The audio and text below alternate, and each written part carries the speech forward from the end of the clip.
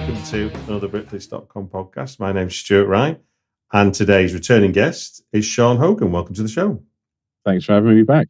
Absolutely my pleasure. Now, we're here to talk about your new short feature, To Fire You Come at Last, a 17th century story, which we'll go into in a second, but also 3 films that have impacted everything in your adult life. It's a very narrow band of 3 films, but I'm enjoying the selection. There's a couple I've seen and I really like them, so I'm excited to talk about them. But first off, let's talk about your new movie. It's a period folk horror movie. It was very much intended to be in the sort of great tradition of British ghost stories, this kind of supernatural TV of the 1970s and early 80s. You know, the ghost stories for Christmas, the various supernatural plays for today. So it's very much a kind of tribute to that tradition. Yeah. And you know, it's basically a story of 4 guys carrying a coffin along what they used to call corpse roads, which were roads linking sort of far-flung country villages with the local churchyards. And there is a lot of superstition that surrounds these roads, legends and folklore, and the film sort of examines some of that and is kind of like a little character piece about these 4 guys carrying this coffin. Yeah, it certainly plays on that thing of the mystery of the dark and how, I guess, once electricity came along, a lot of the mysteries of the world were solved, weren't they? One of the things that always really annoys me in films is when you have scenes at night and you can see everything and it's overlit. That's just a pet hate of mine. Yeah. And so with this, it was always one of my kind of touchstones that I was like, look, I just want it really dark. I want this little pool of light where these guys have got their lanterns, and I want everything else to fall off into complete blackness. I want them completely isolated in the darkness, because that's what it's like in the countryside. I mean, we were filming up in Shropshire in the middle of nowhere. We were like staying in this farmhouse, which was in this valley, and there was like nothing around it. And you go outside the front door of the house, it takes 5 or 6 steps, and you wouldn't be able to see anything. And that's what darkness looks like in the countryside. And so that was what I wanted to get on film. Fantastic. Well, look, I'm interested with folk horror. Obviously, there's Britain is rich with folklore and myth, certainly to do with the period that your film's set in. Is there any particular folklores or myths that you're drawing on for this story? Yeah, totally. So yeah, this sort of goes back a little way with me. I stumbled across some of the folklore about corpse roads probably about 10 or so years ago. Okay. I forget how I came across it, but I started reading about corpse roads and some of the folklore associated with them, and I thought, this is really fascinating, and I can't believe no one's actually done this. Okay. I was like, this is it was just sort of like I'd never seen anything dealing with that particular kind of folklore. Yeah. And still haven't really. So you know, at the time I was like, well, I've got to use this. Yeah. So I actually wrote a feature screenplay back then called The Corpse Road, which has nothing to do with this film whatsoever. But I wrote it as a feature screenplay, sort of tried touting that about a bit. It never went anywhere. There was a bit of interest, but never actually went anywhere. In the end, I turned that into a novel during lockdown, which should hopefully be coming out next year. Oh, that's exciting. So all of a sudden, and now having made this film, all of a sudden I'm like, I'm the Corpse Road guy. It's like I've carved out this little niche for myself. Which was completely unintentional, but I'm like, well, no one else has done it, so I may as well do it. Well, this is it. This is interesting. I spoke to a Manchester writer who was billed as the king of Manc Noir, and I said, "How'd you get that title?" Because I was the first one to write a Manc Noir book. So you could be king of the Corpse Road myth.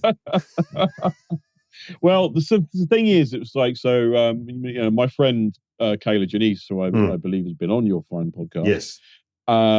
She was the one who commissioned me to make this film. She's the executive producer. Right. And when she approached me, when she sent me a brief, she basically just wanted to do something that dealt in some way with like ritual belief, and she mentioned Corpse Roads as just one example. And I saw it and I thought, well, I can't do that because I've already written this book, which was a script before that. And hold on a second. So she mentions this without knowing that you've already gone down that road. Yes. And I literally replied to her saying, I've just written a novel called The Corpse Road, ha ha. So I probably can't do that again. Yeah. But then this idea popped because, like I said, the novel is something completely different and it's contemporary. It's not period. It does deal to some extent with a Corpse Road, but it's also about a lot of other things. Okay. So I kind of thought, well, I could do Corpse Roads because I could dig in more into the actual mythology of them at the time, rather than it sort of being a facet of the novel. And so this kind of idea popped into my head, and I actually wrote something else first, which had nothing to do with Corpse Roads. I wrote another, and it was a conventional short script, which was originally what she asked for. It was like, it was only like 15, 20 pages long, and it dealt with something else entirely. And I finished it, and I thought, I don't think she's going to go for this. I'm going to write this other Corpse Road idea, which I sort of sat down and didn't really have any idea. I sort of knew what the starting situation was, but I didn't know where it was going to go. I just sat down and started writing to find out who these characters were. And it just kind of unfurled from there. And so when I finished that, and that turned out to be a lot longer. So in the end, I sent them both to her and I said, look, I've written both of these scripts. One's the short film that you originally asked for. The other one is much longer. But see what you think. And she came back and she was like, I love the longer one. I want to do that one. Oh, fantastic. And I was like, well, okay, I think then we need to. You mentioning Kayla, that what I should add is To Fire You Come at Last is currently, we're talking hot off the heels of it playing at Fright Fest, and it's on its journey now through various festivals. We'll put links in the show notes to say where it's playing next.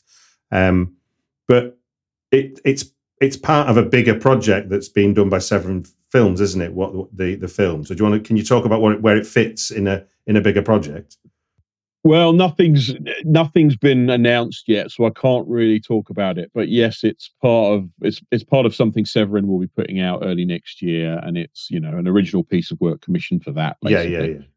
Sort of, but we can say it's in the folk horror realm, isn't it? They're sort of picking up on work that Kayla's already done with the Woodlands documentary. Yes, yeah. No. I was specifically commissioned to make a folk horror piece. Yes. Fantastic. That's it's a wonderful place. That documentary that Kayla did is amazing. The whole box set that came out of that documentary is truly amazing. I wish I could get my hands on a copy.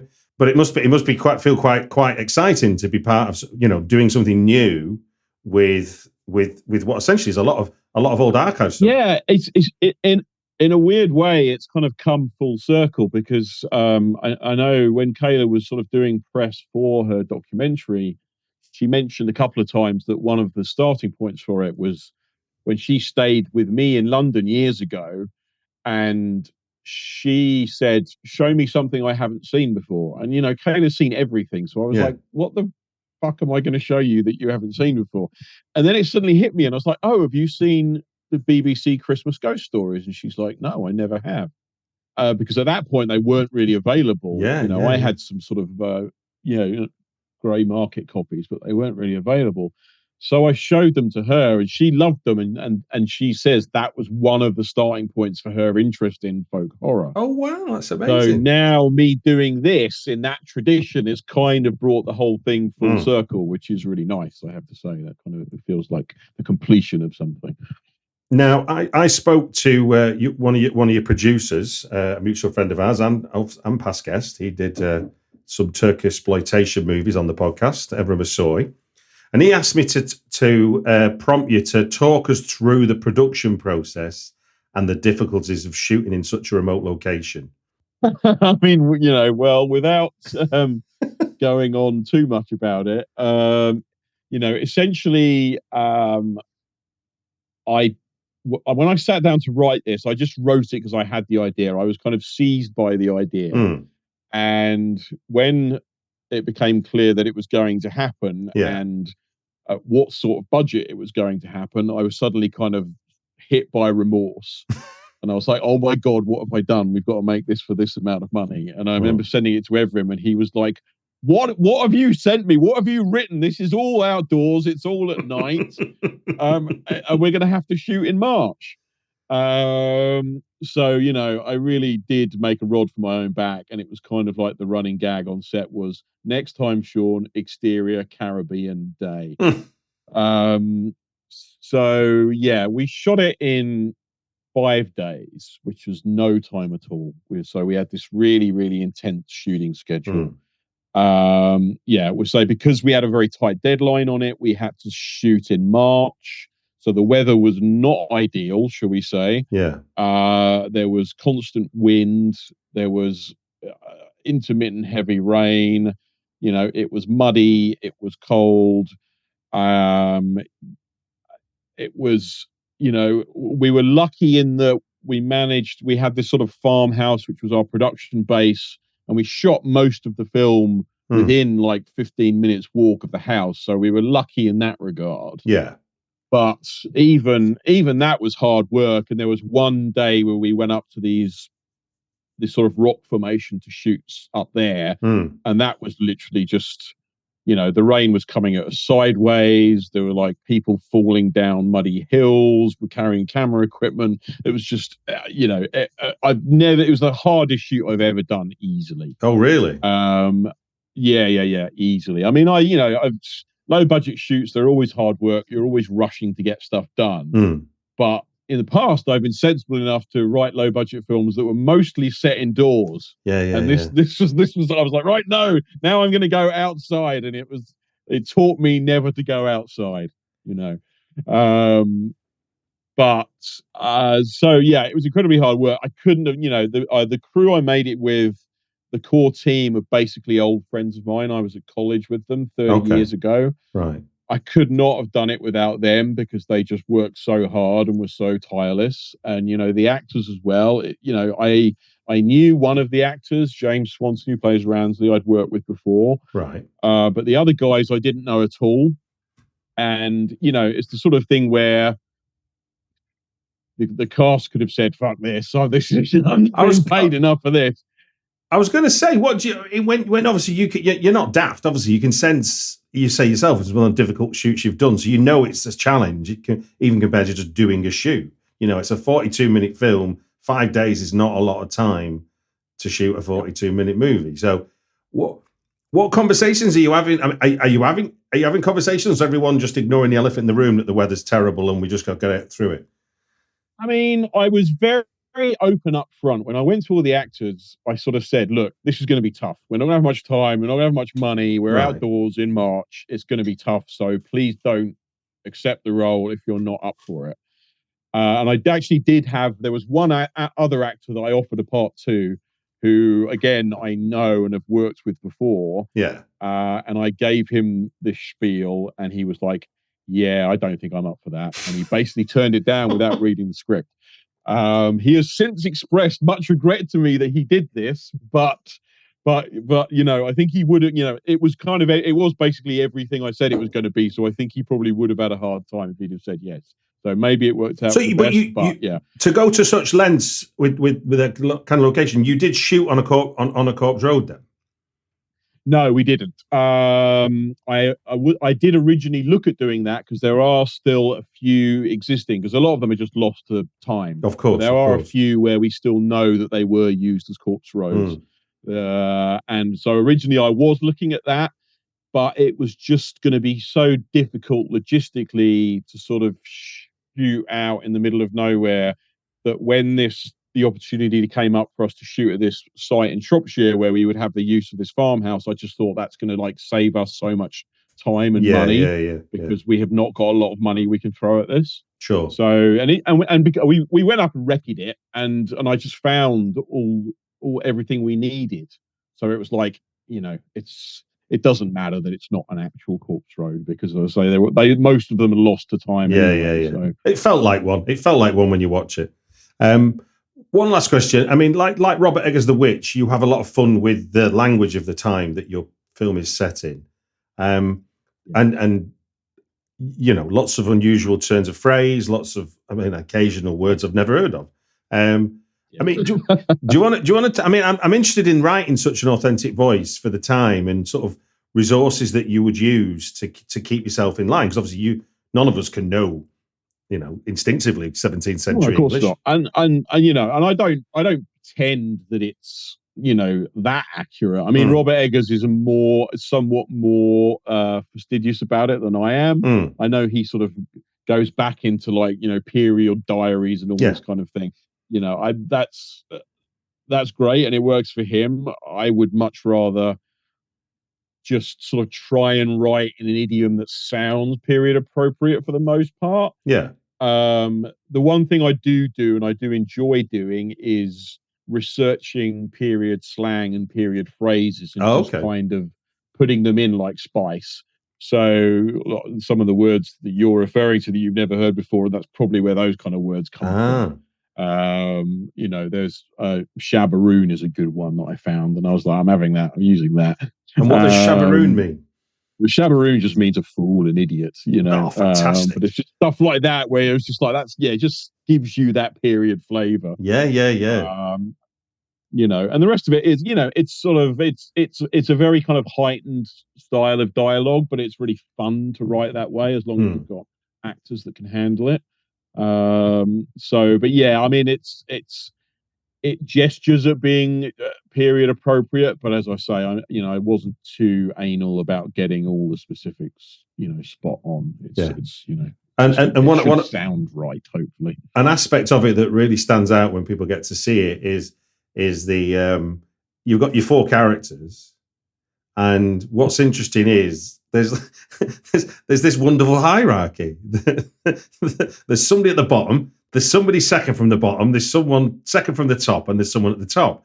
And that drives this kind of wonderful, almost, not comedic in a hilarious sense, but almost a comedic rivalry that sort of... Yeah, I hope there is, I hope there is, comedy in it. Yeah. It was nice watching it at Fright Fest. It was the first time I've watched it with an English language audience. Right. It premiered in Korea, but obviously that's a little different. Yeah. But watching it at Fright Fest, I was really glad to see it was getting laughs in certain places, which meant to be comedic. One of my original notes to myself when I was thinking about it was, I want it to be like as if Martin McDonagh made a horror movie. I want that kind of black comedy mixed with violence and more serious stuff. Yeah. I can see that. Yeah. So yes, I hope some of it is funny, and the hierarchy stuff absolutely deliberate.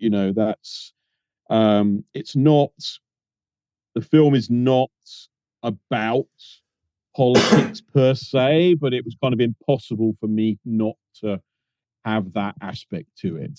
No, you've kind of given yourself a vehicle to make the point without needing to be too on the nose about it. It just is part of the chemistry, isn't it? Yeah, and it's all about the power struggles between the four guys, and how the guy with all the power is not necessarily the most powerful one, and how the guy with no power whatsoever tries to play power games with other people and set them against each other.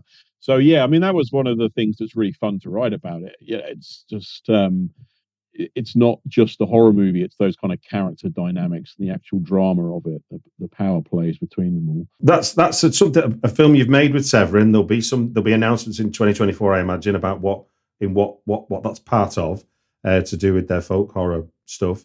It's going to play at festivals. They'll be announced as and when they are secured and stuff, and I'll put a link in the show notes to let people know where it's at. And let us move into some weird and eerie TV. I think that's a safe description of what we're about to talk about. Essentially, I think going to the English countryside has never been scarier than the three films that you've highlighted for us. I would maintain that there's no place scarier than the English countryside. Till I saw Killer's documentary, I hadn't thought about the English attitude to folk horror and folk legend compared to our European cousins or our further afield cousins who have a kind of symbiotic relationship with nature, where we just think we've got to control it, harness it, or kill it. So the minute we enter it, we go, it's going to get us because it knows what we've done. So we've got 3 films, and so for those people that don't know the formula, it's very simple. I've got 3 titles that Sean has shared with me. We're going to speak for 5 minutes about each one. When the alarm goes off at the end of 5 minutes, we will stop talking. You can obviously finish your thought, and we'll move on to the next one. That sound all right to you, Sean? Sounds good. First out the gate is 1972's A Warning of the Curious, a ghost story by M.R. James, adapted for the second installment of A Ghost Story for Christmas by Lawrence Gordon Clark, who did The Stalls of Barchester, which is a really one of my favourites of the Ghost Story series. Right. Do you want to talk to us about what it is for you, this one, A Warning to the Curious? Just to sort of say up front that I wanted to talk about these 3 things purely because of how they relate to the film I've just made, For You Come at Last, that kind of 70s British supernatural TV tradition. So these, and some of these were very formative in terms of how I approached that film, some less so, but I think they're all really standout examples of that form. Yeah. So Warning to the Curious, as you said, is the second of the official Christmas ghost stories by Lawrence Gordon Clark. In terms of its influence for me, Lawrence Gordon Clark, I think, is still really underrated as a British horror director because he worked in television. Okay. I think he's actually like one of the real standout genre craftsmen we ever had. You look at those films he did, the ghost stories, they're really like exquisitely made, and they're very cinematic despite being made for TV. And they were made on relatively limited budgets. But what distinguishes them, I think, or one of the things that distinguishes them, is he has a real eye for landscape and setting. And he used to go out and basically location scout these things himself. He would go out and find interesting locations, the right parts of the country to go and film these things in. And these films really capture that. They will capture a sense of place, and they're so evocative in terms of like the eeriness of the English landscape. And The Warning to the Curious does this beautifully. It's a coastal story set on the seaside in Norfolk.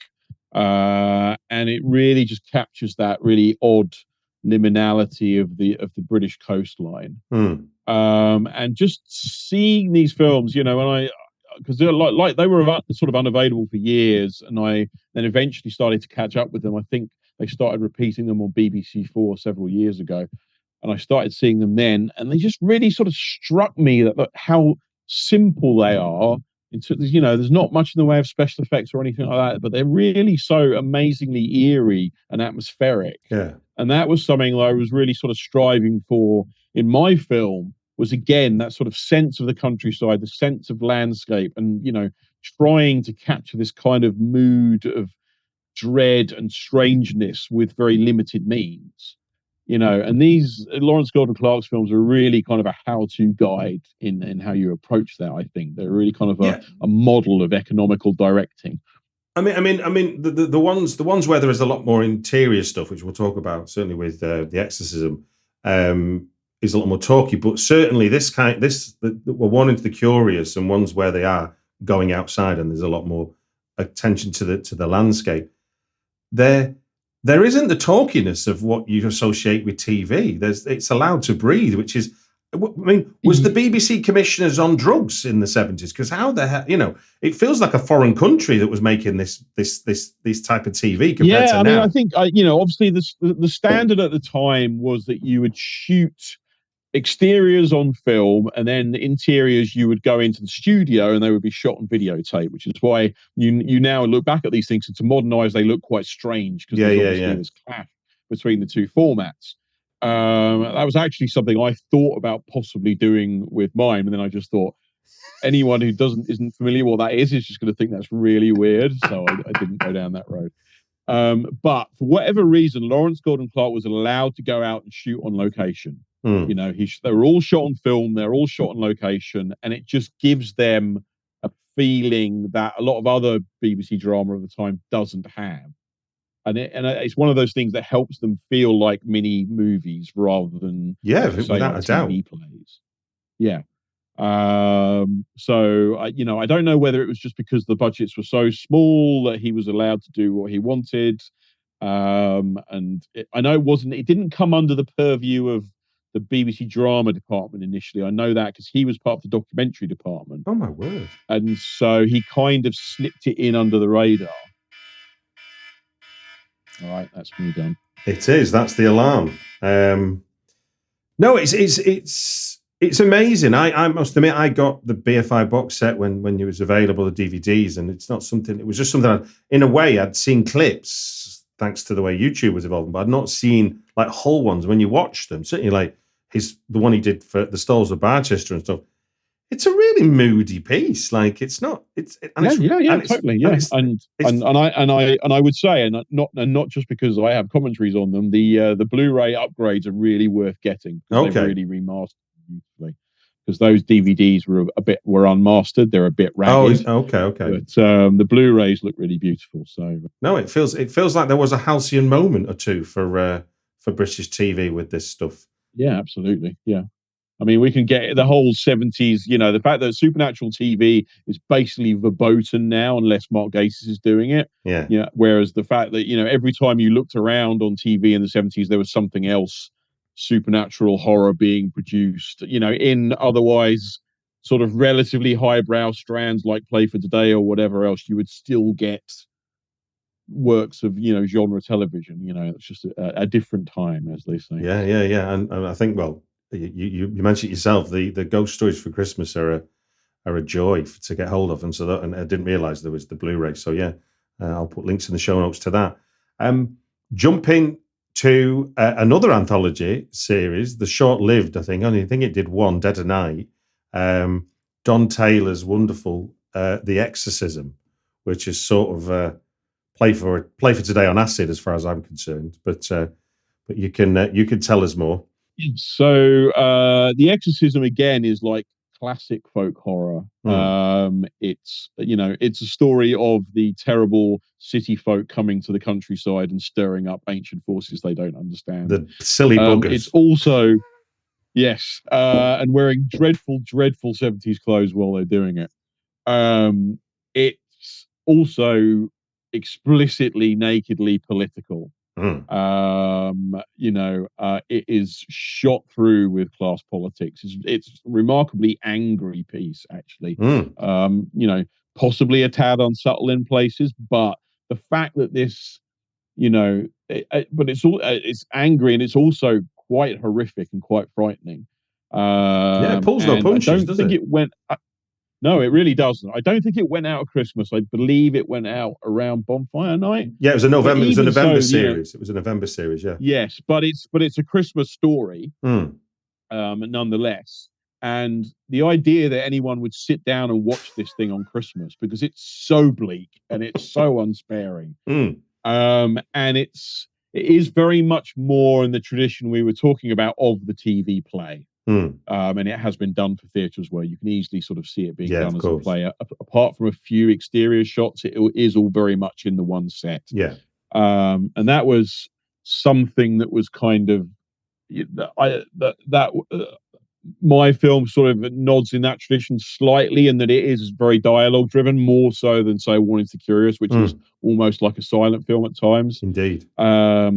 The Exorcism is very much a play for television. I wanted to capture something of that. I mean, hopefully mine's a bit of a hybrid because I was concerned with the visuals as well, and I think some of it is very visually driven. But I do like that sort of tradition of kind of dialogue TV drama as well. And this has some beautiful writing in it, and especially the sort of climactic monologue where you discover exactly what the cause of this haunting is and what's happened. And it's sort of like this beautiful monologue delivered by Anna Cropper, which is just a fantastic piece of acting. And so, yeah, and it's also because it's, the class politics as well. Again, I sort of said that, mine is not specifically about that. It's more a byproduct of that. But that was kind of something of The Exorcism that creeped into mine, sort of that sense of of politics and underlying the ghost story. Hmm. That was definitely something I wanted to sort of try and capture as well. And what do you think? I mean, the idea of this. I'm trying to think now. What year is Exorcist now? 73. The Exorcist. Yeah, 73. So yeah, we're predating the release of The Exorcist with this wild play, really, on television. When I first saw it, my first thought was like, I'd love to get into just be sat there in somebody's living room in 1972 just to see what the reaction was to this wild TV show. You just kind of think, would this ever be commissioned now? And the answer is no. It's, we're lucky if we get like a Christmas ghost story every year. And I think at this point they have sort of passed into a certain coziness, which the older ones still don't have for me. They've still got they kind of pack a punch and they're still eerie. The new ones feel like it's more of a tradition now, and they're slightly cozy. They're not making you sit up and go, what the hell have I just watched? And I think The Exorcism still has the power to do that. And I would like to see more, genre TV. Well, I'd like to see more genre TV full stop, but also that packs that kind of power. Well, I guess as well, I think what we're seeing now is sort of tinged with nostalgia. Whereas, like you say, something like The Exorcism that Don Taylor's written as well as directed, he's letting his emotions go, isn't he? He's angry about something and he's going to put it in his program. And that's, it's the great thing about genre is that you can use horror and do that. You can sort of smuggle this stuff in underneath the scares. And that's one of the great things about working in horror. And even when it's made for in a studio like it is, you think of the TVs that were expected to watch this on. You weren't going to get a visual treat, were you? In terms of no, yeah. In terms of what you would have saw this program, kind of stuff like looks probably much worse to us now than it did at the time because we're watching it in high def, and But yeah, no, just thinking about the TVs the UHV TVs you would have watched it on. It's like the cathode rays as opposed to the HDs and the 4Ks and whatever, the Blu-rays. Certainly the video stuff that was shot in the studio. There's only so good that's going to look. The film, as I say, with the Blu-rays of the Ghost Story, Christmas Ghost Stories, BFI have done a wonderful job. They look lovely, but they were shot on film, so there's a bit more scope there to upgrade them. But, indeed. For your final selection, we're going to 1976. Story called Baby, which was part of Nigel Neal's anthology series Beasts, something I've not seen. And now that I know about it, I will be watching it after this conversation. Directed by John Nelson Burton. Do you want to talk about its influence on you? What's so important about this? And I'm guessing it's about making sure Nigel Neal gets a shout out, if nothing else. Yeah. So this wasn't too much of a direct influence on the film I've just made, but it didn't feel right to sort of do a list of TV folk horror and not have Nigel Neal in here. And I think this is a really important piece of work otherwise. Yeah. So I wanted to include it. Nigel Neal did a number of works which are of great importance within the sort of folk horror subgenre. Not only this, but the Stone Tape. He did a TV play called Moraine, which is also very good. Even like some of the Quatermath films have some degree of folk horror in them. So he worked in this kind of register a lot. But Baby, again is sort of very much a TV play. It has a bit more. It's not quite as interior as The Exorcism. It has a bit uses exteriors a bit more, but a lot of it is confined within a farmhouse. And it's basically about, again, a city couple moving to the countryside, and they find something dreadful within one of the walls of this old farmhouse they're renovating. And it's very much about the sort of past coming back to infect the present, which is sort of like a classic folk horror trope. Yeah. But Baby's just so kind of beautifully horrible. And it has this real sense of just creeping dread to it. As I say, it didn't have too much of a direct influence on this. but it is very much about kind of toxic masculinity, and the way it sort of oppresses women. And although there aren't any women in my film, you've definitely got a bunch of very toxic men. So, and that's kind of something you see in this era of TV a lot as well. You see a lot of these kind of supernatural one-off plays are very much about the patriarchy and about women being oppressed, and it's using the supernatural as a metaphor for these kind of things, which I think Baby does really well. What is it? What do you think? I mean, Nigel Neal spans decades with his work, even at this point in '76. What you, as a fan of folk horror and all the orbits what do you think it is that he gets so well? He gets so right about this idea of it's like the old Bible thing, the sins of the father and that. But actually, we're all doomed by the sins of everybody's father from the as far as the present goes. Yeah, I mean, and that's part of living. What comes of living in a country that has a lot of history. Yeah, so it's like other younger countries don't necessarily have that, but we have a lot of history. We may not have much else, but we've got a lot of history.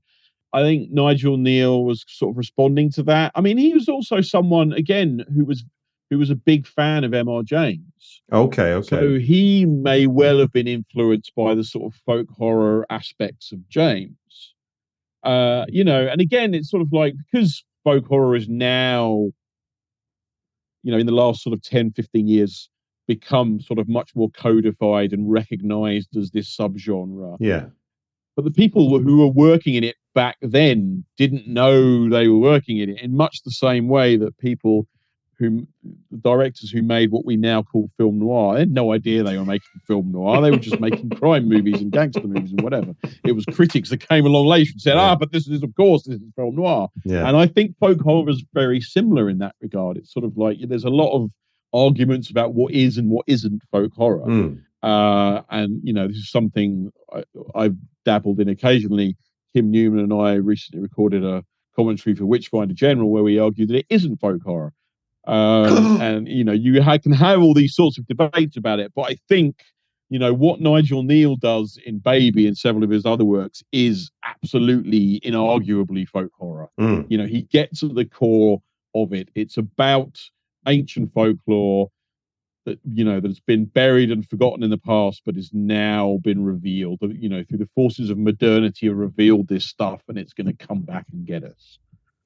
Yeah, because in a way, is a core as a folk horror theme. Yeah, because in a younger country like America, you've got Carolyn Glover's idea of urbanoia, which is obviously the fear of going to the countryside and those people that live there. Those people that live there are going to get you. Whereas for us, it's literally the journey back to where we've all come from. We all started out in the countryside, hundreds of thousands of years, wherever you want to start it from. And we made cities. So we basically we left the countryside behind. So it's like, there's a sense of like, without getting too convoluted about it's like, we are defined by our past. Our past is not exactly precise because it is so old. Yes. And therefore there's a sense you can prick into it like Nigel Neal does and sort of go, there's a lot of grief in this soil and it'll come back and bite you. Absolutely. Yeah. And you can never, no matter how much you try and pave it over and wipe it away, you can never get rid of it. Absolutely. No, it's been this has been fun talking about these. These are great nodal points, I think, for British horror, full stop, not just obviously TV horror. I mean, I think it's because of certain issues of availability and a lot of, we're only talking about some of the stuff that's like widely available. Yeah. There's a lot of stuff out there that is not really available. There's a lot of it on YouTube you can find, stuff that doesn't have a commercial release, but you can find on YouTube. There are certain things that aren't even on YouTube that I've never managed to see.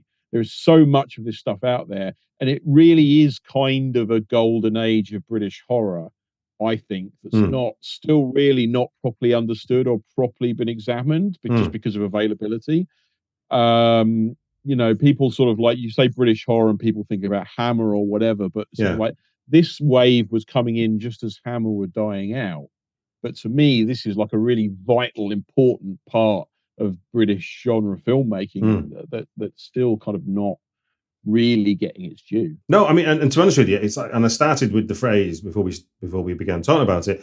I think what they do is they put weird and eerie under the microscope, which I think is I mean, I'm not nature's best person. If I go out in the countryside, I feel absolutely lost.